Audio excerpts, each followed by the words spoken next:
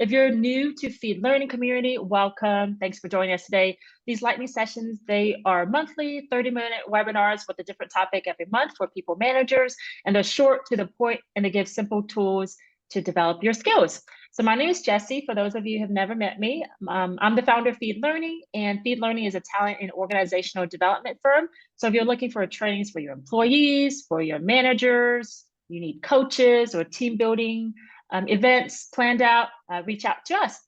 Now, before we dive into today's webinar, a bit of housekeeping. It is being recorded, but only the presenter, Anne-Marie, and also the presentation deck will be shared. If you happen to unmute yourself and speak, it may catch you too, so just giving you a heads up on that. After the webinar, we're going to send you a copy of the slides and also the recorded video. We're keeping everyone on mute for now, but if you'd like to add to the discussion, feel free to unmute yourself or even use the chat if you have questions. And if you want to ask Anne-Marie some more questions, feel free to stay back afterwards as well. So let's talk about why we're here today. I'm here with Anne-Marie. She's a dear friend. She's actually my mentor. She taught me everything I know today about talent, organizational development, management development, presentations. She's a guru in it all. So I'm very happy to have her today to share with you all about design thinking.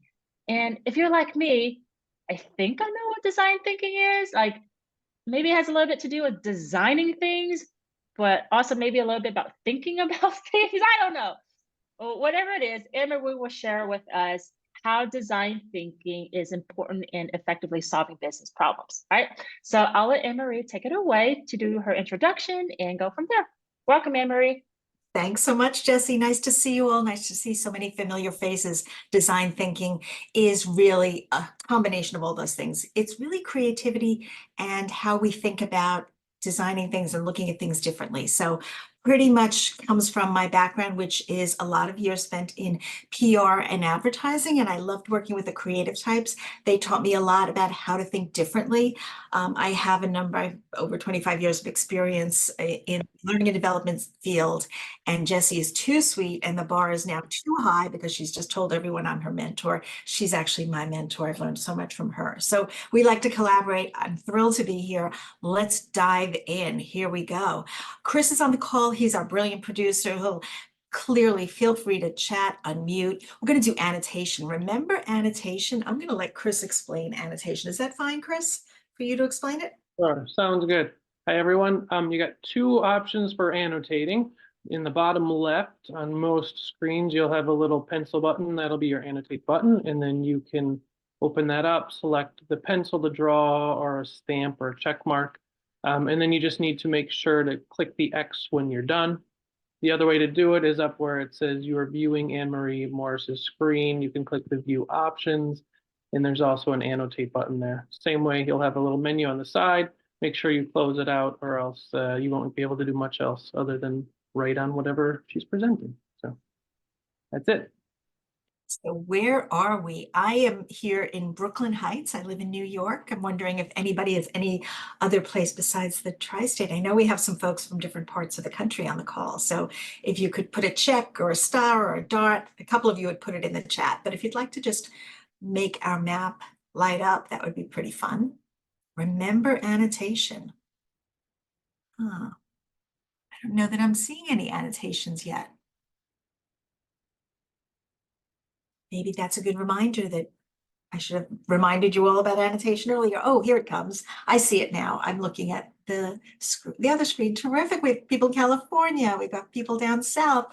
A lot of us in the tri-state New York City region. So great. Good to see that. Thank you. Thank you for playing along in case you haven't done annotation lately. Just a good reminder. Chris, if you don't mind, like blacking that thing off and kind of we'll move forward. Terrific. Thank you all.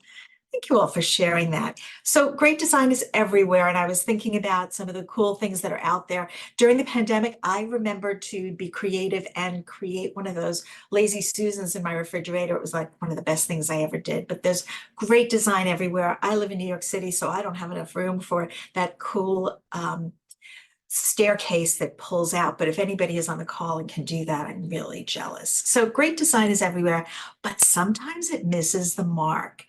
I hope you're giggling at that poor bride on the right-hand side of your screen who probably walked down the aisle with that stain on her dress, which is a lovely bow, just kind of an odd color.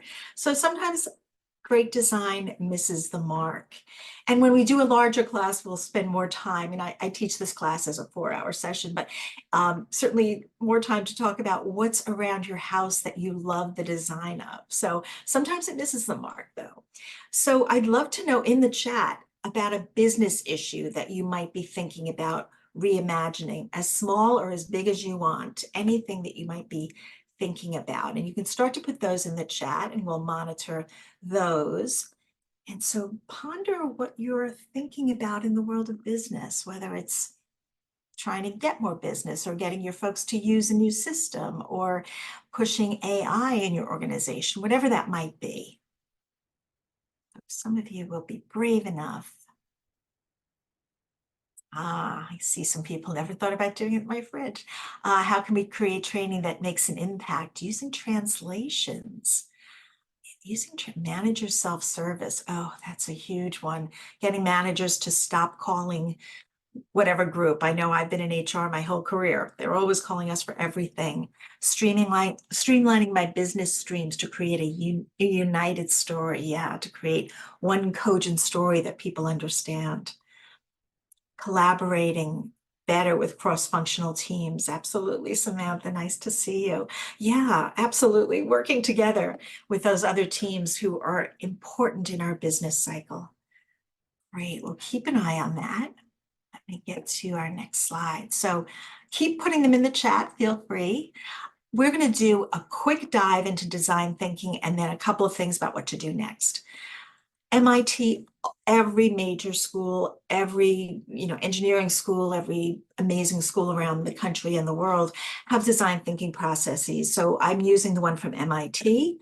The first is, and nothing here is brain surgery. It's stuff we're doing already. That's the good news. So don't get too wrapped around the axle around what does design thinking mean. It's simply starting out with defining the problem. The next phase of it, of course, is developing potential solutions. Then you prototype, test, and refine, and then, of course, implement. And it's a cycle. Even though I have it going up as a ladder, it's really a cycle. You may implement and say, oh, that didn't work so well, and go back and rethink it and reimagine it. So so that's our cycle. That's our process. We're going to dive into it today. Define the problem has several steps, but I'm just picking 2 to talk about today. The first is to create a problem statement, which sounds a little funny, but create a problem statement and then define what a typical user may be. So I'll give you an example and we'll go through the process. But of course, what would a training class be without quoting the great thinkers of the world? And Einstein once said, if I had an hour to solve a problem, I would spend 55 minutes thinking about the problem and then thinking about solutions. So really diving in and thinking deeply about what some of the issues may be, what you're really looking to solve for. So thank you, Albert Einstein, the great thinkers of the world. So we always start with defining a problem with a problem statement. And it's kind of simple. I always have steps and everything, but don't worry, not too many steps in this program today. Again, fairly intuitive. You're going to start out with what's the problem? How do you know it's an issue? And I don't know about you, but if you studied to be a data scientist, you can raise your hand or give us a thumbs up. The rest of us, if you're like me, I did not study to become a data scientist, nor did I study statistics in any deep way. Is anybody on the call studied to be a data scientist or an analyst, a data analyst? I don't see any thumbs up on that one. I could ask another question, which is how many, I will, what the heck? Give us a thumbs up if data has become a big chunk of your job these days. Give us a thumbs up if it's become, whether you like it or not, if it's become a part of your job. Give us a thumbs up. I'm getting some thumbs up. Yaska, thank you. Anyone else giving us a thumbs up on if data has become a big chunk of your life? I'm giving it a big thumbs up. It's become a big chunk of my life. Jesse and I talk about this a lot. We always need to look at it, no matter what you do in the world. So data and statistics. The next part is why it's a problem. And then, of course, a solution checklist, it's really a wish list. It's not the answer, but rather what you would like the solution to have, like the important components of what the wish list should look like. So for example, well, I'll go into an example in a second. Let's do that. Okay, so I figured I'd pick something that is not necessarily in our world. I don't know if anyone's in LA. I think someone is in the San Francisco Bay Area, but LA a couple of years ago was having a voter issue problem. And I'm not going to get political at all, but here was their issue. They had 5 million registered voters in LA County, and the system they were using was created before many of them were born. It was created like in the late 50s or early 60s. So it was a really archaic system. And of course, they knew it was an issue, and they looked at a lot of data. They didn't just look at one data point as we do in all of our jobs. They looked at a number of different data points. The one that was the most pressing and problematic for them was that voter turnout was decreasing. They were just not seeing the right numbers compared to the 5 million people who were registered versus how many people were actually voting. And why they knew it was a problem, well, I don't know, we'll boil it down to, democracy. So we won't get any more political than that, but certainly every person should be voting. That's their right. So when they thought about a solutions checklist as they were going through the problem statement, they said, we need something more up to date. We need something more intuitive. It's got to be easy to use. People, no matter who they are, what they do, and how they live, need to be able to access it. And it has to adapt into the future. So it's not just a moment in time, it's what we need to do for the future. Make sense so far? I'm getting some head nods, good. So simple example. So when we talk about defining the problem, the way to do that is probably some of the tools that you're using already. So the good news is anything in design thinking really takes advantage of the tools that we use already. Focus groups, interviews, observations, and then even trying it out for yourself. If you're trying to roll out a new service or a product, if you have a new 800 number, or you have a new customer service group, or if you're using a new system, try it out for yourself and walk in the shoes of the users. How intuitive is this solution? So that's the first part of the problem. And the thing to avoid are assumptions or getting to the problem, getting to the solution before you really define what the problem is. I always give people this advice, which sounds so funny when I wrote it down on this slide. Don't fall in love with your idea, because as you're just in this first stage, you may find that the idea or your solution is not the one that needs to be created. So don't fall in love with your idea. You may do some observations and find that it's not the right solution. Advice of the day. So when we go back to our example of LA County, we found that their typical user were pretty much everyone who could vote, but they honed in on a couple of things. People who might be not familiar with technology or very, it was almost a continuum. They cast a wide net, and there were people along that different spectrum at every point. People who were differently abled, English speakers, non-native speakers, people of all ages above 18, and then anyone who might be challenged to get to voting locations. And if you know anything about LA, you know that I was going to say urban sprawl. It's a huge area, and that people have to get around, and LA is notorious for being challenging to travel around. So those were some of their challenges when they thought about their typical voter, their typical user. And so, oops. So we already now decided the problem statement. We've quickly looked at a typical user, and I know you're probably thinking about this already as you're thinking about the solutions for or defining the problem for your conundrum that you're in right now. The second step is developing potential solutions. There are so many techniques that we can look at. I picked one. Of course, it's an acronym. Of course, it's an acronym, and I apologize in advance, but it's kind of a fun acronym. And the name of the acronym is SCAMPER. I'll go through it in a second, but I thought for starters, we should do a quick activity. So you can either unmute, I'd love to hear your voices. If you were a teacher or a thief or a photographer and somebody gave you some paper clips, what would you use? Clearly, you can clip paper together. But what else might any of those people use a paper clip for? I'll try to monitor the, Jesse, what would you use a paper clip for if you were a thief? Putting you on the spot there, Jesse. I would open up the paper clip, make it like a stabbing thing. I feel very bad saying this. What about Jesse using it as a lock pick instead of stabbing someone? Oh, sorry. I was kind of hoping you were going there, Jesse. Yeah, why not use it to pick open a lock of a safe? I love it. I love it. Yeah.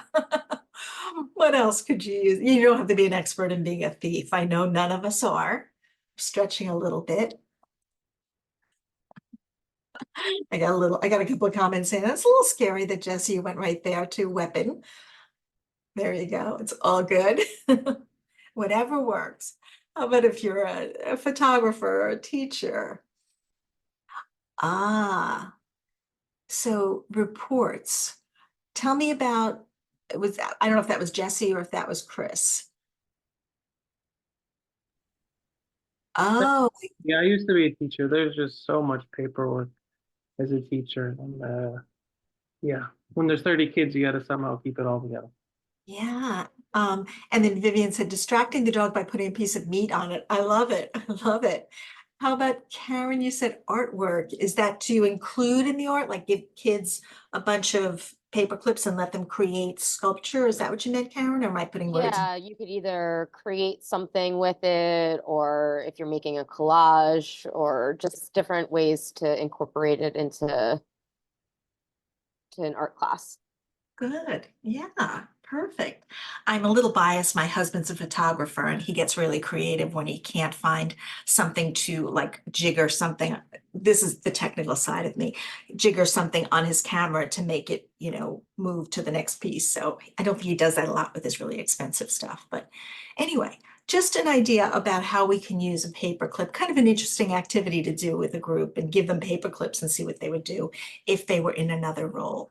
That's one part of Scamper. Let me give you some details about what Scamper is. Scamper stands for substitute, combine, adapt, modify, which could be maximize something or minimize. And we could have a huge discussion around some parts of Scamper, put something to a different use or eliminate. And the final one is to reverse. I took this class. I used to teach a lot of creativity when I worked in PR. Our creative director taught me this technique. So it's active and being used in media and PR, but the Scamper technique. Let me give you a couple of examples. I bet if you have a cell phone, you might think that your cell phone has eliminated the need for us to have flashlights and maps and all sorts of things. So the people who have created cell phones have used Scamper to create different things that our phones can do. But here are some other examples, and I love to take some from history. I don't know if you're like me, when you go to the doctor's office, I'm always looking for the iPad to put my information into so we can substitute the old paper medical records for electronic ones. I love the story of Gregor Mendel, who, this is a good Jeopardy one. So if you learn nothing else, you may be really good at Jeopardy now, because you know that Gregor Mendel did a lot of work to create like the beginning parts of genealogy. He took his ability to understand math and biology and combined them to genealogy. I was at a hotel a few years ago, and this was the soap. And I thought, I wonder what that's about. What they were doing is adapting the soap to be single use, because apparently soap just gets thrown away when you're in a hotel, very wasteful. So I don't know if anyone has seen that, but I thought it was kind of a fun use of adapting. All right, McDonald's. I won't do a quiz, but Ray Kroc started McDonald's in 1961. The interesting part for anybody who's interested, he did it when he was almost 60 years old. Talk about reinvention. But interestingly enough, what Ray Kroc did was he minimized the menu. So up until then, fast food didn't really exist. He only served burgers, and he eliminated the need for waiters. So he really minimized the idea of a restaurant, and then he maximized his output and his ROI by selling real estate and franchises. So I'm not sure if so amaze your friends, wow your family this weekend when you tell them all about Ray Kroc and how brilliant he was. So that's our modify. Put to another use, we've already done a little bit about it with our paperclip activity. Putting something that you normally would not use for that one thing and then putting it to a different use. I love the story of George Washington Carver. He was, among many things, an amazing chemist and thought leader. He also spent a lot of time down south, and he was a proponent of how we can use peanuts. He was also a farmer, an agricultural chemist.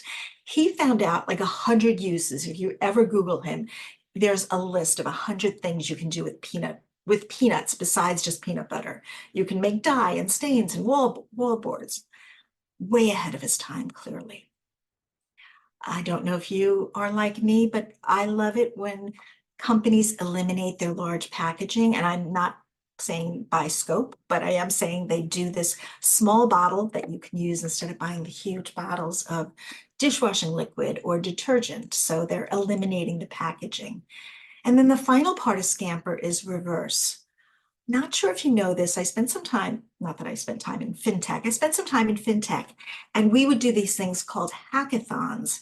Hackathons are where people get together and they brainstorm ideas. The idea behind a hackathon is to reverse the thinking. Instead of saying, how can we keep people from hacking into our system? How can we pay people? And that's simply what a hackathon is. And Meta started it by hacking into their own systems.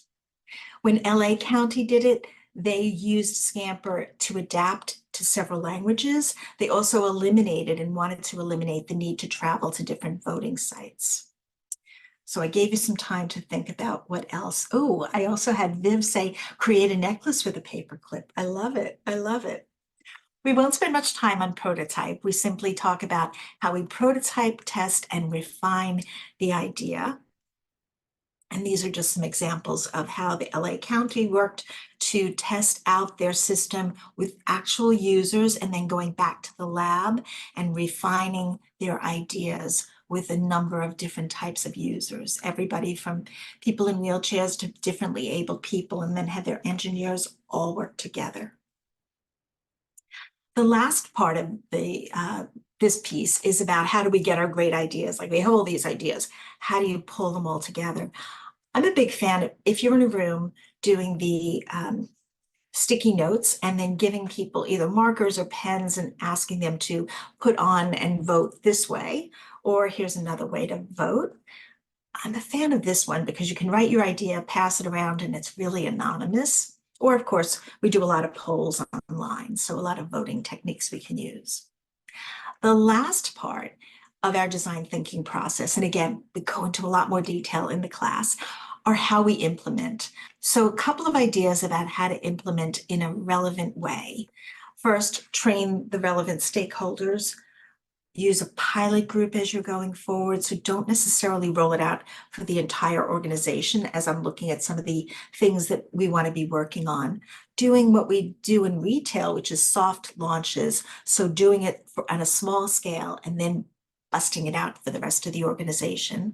I also like to do drip campaigns where if you have a huge initiative you're rolling out, like a new system, you do it piecemeal. You start with one part and then try the next part so people can adapt to it slowly.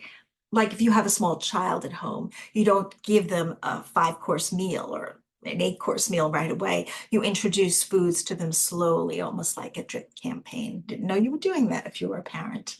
And then you're rolling out things in portions and then communicate, communicate, communicate.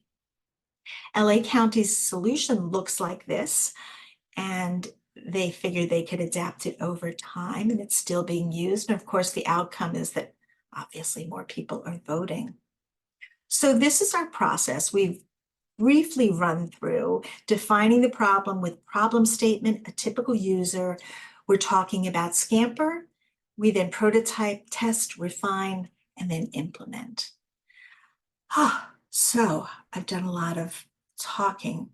Figured I'd actually ask Chris if he would launch us a quick poll to see out of that really quick synopsis, which of these was most helpful in terms of thinking a bit differently about design thinking.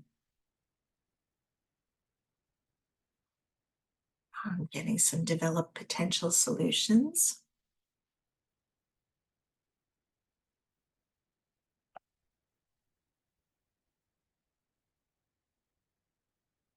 We have 6 of our 9 participants voting. Anyone else? I think we're on a timer here, aren't we? I'm gonna say got 7. We're at 77%. Last chance for voting. So most of a prototype test were fine. Good. When I first saw this, define the problem was the one that I thought was most compelling, but that's just me. Good. All right, thank you for that. Oh, can everyone see the results? Chris, I don't know if you've launched the results. Let's share the results. I can see the results. I don't know if everybody else can. Oh, good. Got it. Okay. Yeah, we thank can. you. Thank you. I don't know that I could. Thank you so much for that. Good. All right. Let's stop sharing. Share results. There we go. Thank you for joining us in that poll. All right, let me get to, we did our poll. I'll end with a quote from Henry Ford, because what would I be if I didn't quote the great thinkers of our time? Henry Ford famously once said, if I asked people what they wanted, they would have said faster horses. So I leave you with that because it is the ultimate in how to think differently. There were no cars before that. So how can we, in our roles and our jobs, create something that hadn't existed before? So I leave you with that brilliant thought, with our design thinking, and with my advertisement, which I will not plug too much. I will turn it back to Jesse. I'm going to stop sharing, Jesse, if that's okay. But if you are interested, Yeah. please reach out to me or Jesse. Leave that on. Leave your thing on. But Oh, she's not going to plug. I'll plug for her. Anne Marie's awesome. She also owns her own consulting business, HR, L&D, everything. So if you ever need help, reach out to her. She's super helpful. Just want to say thank you so much, Anne Marie, for sharing about design thinking today. I couldn't vote because I'm a co-host, but implement was actually the most helpful for me. And I didn't realize that I actually was using a lot of design thinking concepts. I didn't know it was called design thinking. So many of you maybe have felt that way.